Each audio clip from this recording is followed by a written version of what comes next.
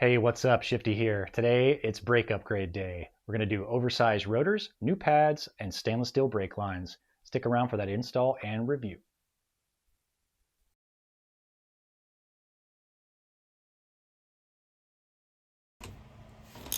A quick disclaimer, guys, I'm not a mechanic. I'm just kind of learning as I go. This is just me documenting the process. So hopefully this helps some of you if you decide to make an upgrade on your own.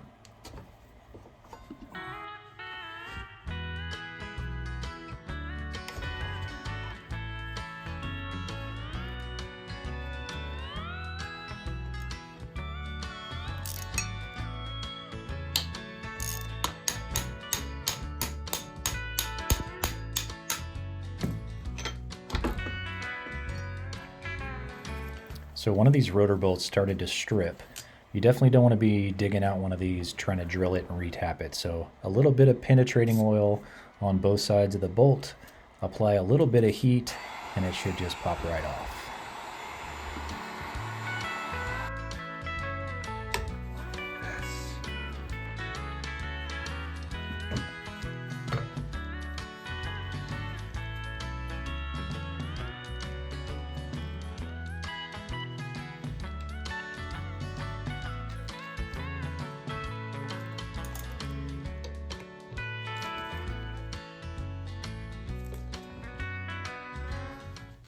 I did struggle a little bit getting the axle in. In hindsight, I probably should have waited until after I put the axle in to install the caliper to the caliper bracket.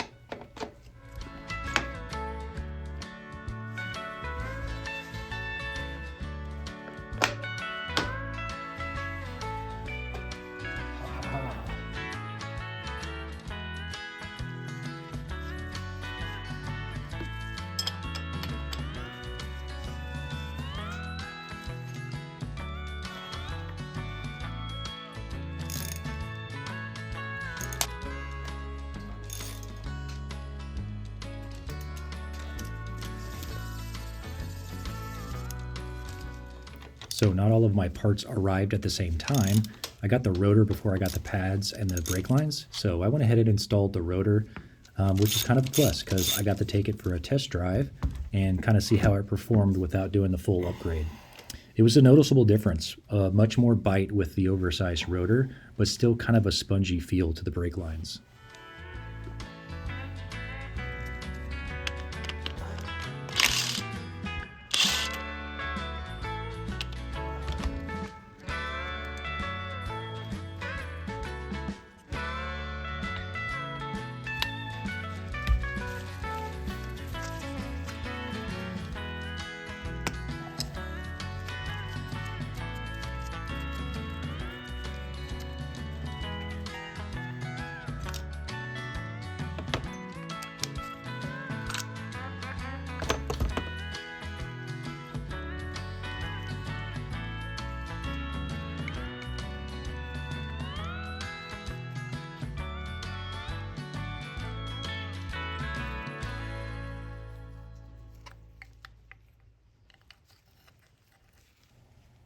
There's a bracket that comes with your rotor, and it does need to be swapped out for the bracket that's on your caliper already. You just need to pull these two pins off and swap it over to the stainless steel bracket, and you're good to go.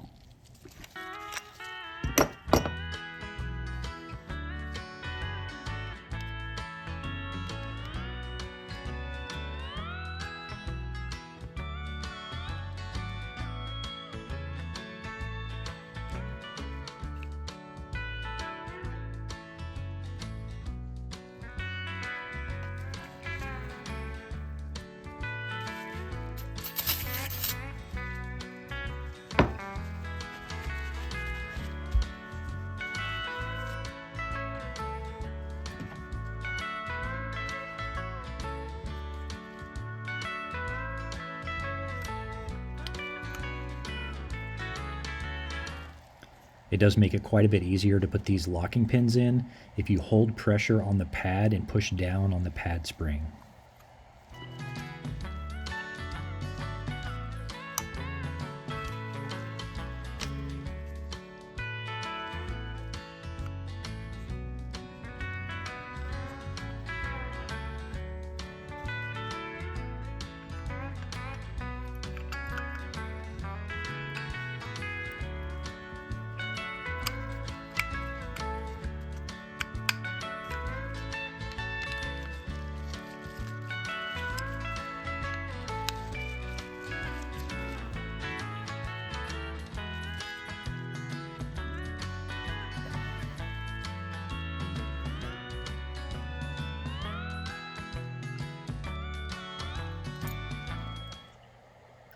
Brake fluid can definitely be corrosive and ruin your paint, so be sure and cover it up. I used some cling wrap and some paper towels, but it is pretty splashy, so be careful.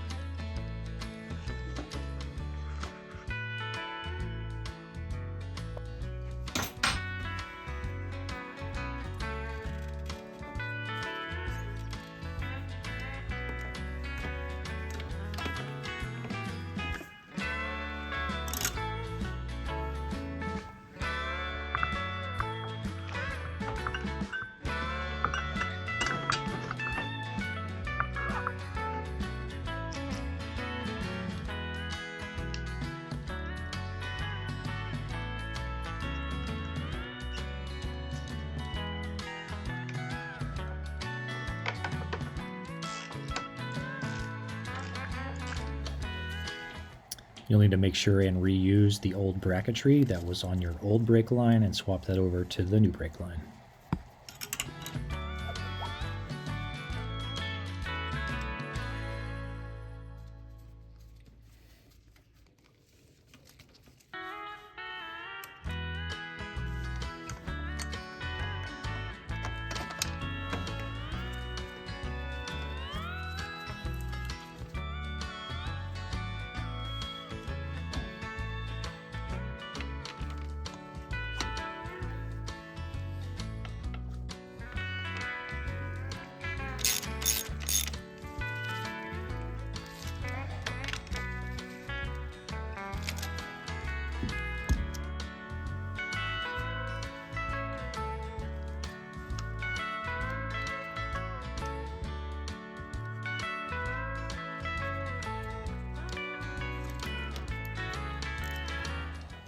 The last thing that you'll need to do is bleed the brakes. It does take a little bit of time, so be patient. It's a brand new brake line, so it takes a while to push that fluid all the way through it.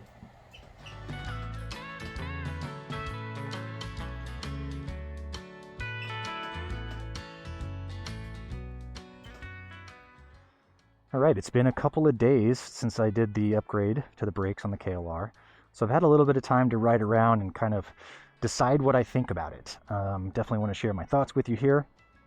What you notice right away is there's a whole lot less travel in the brake lever, a whole lot less play. So whenever you're going to cover that brake, you got a whole lot less distance to travel before you're squeezing and contacting pads to rotor.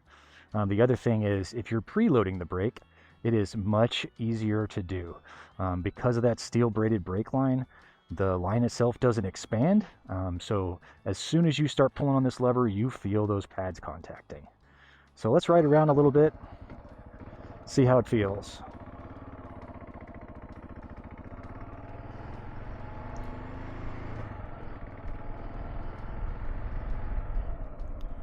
Couldn't ask for a more gorgeous day. Just on a little lunch break here.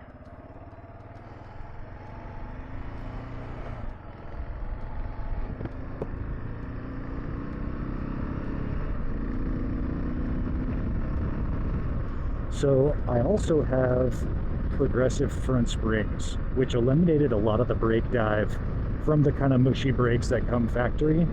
So the combination of the oversized rotor, the brand new pads, the steel braided brake lines with the progressive front springs, and you just get almost zero dive.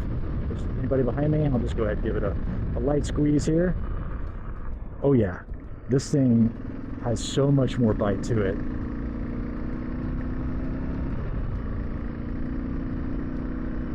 So much more feel to the brake. And the other thing I've noticed is when I'm taking sharper corners,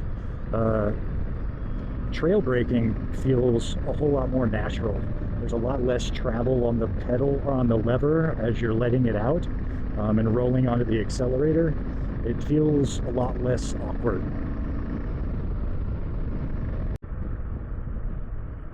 Being able to trail brake with a whole lot less difficulty, with more ease, it's going to give you that confidence in corners because you've got a little bit of weight already over the front tire. So it's going to corner better, It's going to respond to more brake pressure better if you're rounding a corner and suddenly it becomes sharper than you thought it was, or if there's some kind of debris in the road or a car coming into your lane and you've already got a little bit of pressure applied to that brake. It's going to handle you quickly pulling on it a whole lot better with that weight already moved forward than it would if you weren't covering the brake at all and either just rolling off the throttle or just pulling, you know, kind of panic braking a little bit. So this is definitely an upgrade I would recommend to anybody, whether you're riding on the street, whether you're riding off-road, whether you're loaded down with a passenger or luggage. Better brakes, it's always going to be safer, right? So it's a relatively inexpensive upgrade for what you get, so I would definitely recommend this to anybody who's looking to upgrade the stopping power, because from the factory there's just not much to it.